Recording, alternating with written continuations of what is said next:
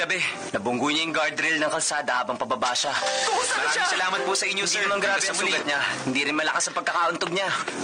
Pero masasabi ko masyado niyang pinahirapan ang sarili niya. Malaki rin na naging pinsala ng kotse niya. Kung ganun, paano na ngayon magiging laban niya sa Sabado, Kenji? Wala na tayong magagawa. Kung tutuloy tayo, kailangan humanap tayo ng papalit kay Iketani. Welcome po! Iketani, ikaw pala. Pwede ka na bang lumakad sa lagay mo? Oo nga pala. Nasaan yung kotse ko? Naroon sa garahe. Sira pa rin. Sa ngayon wala pang ginagawang pag-aayos.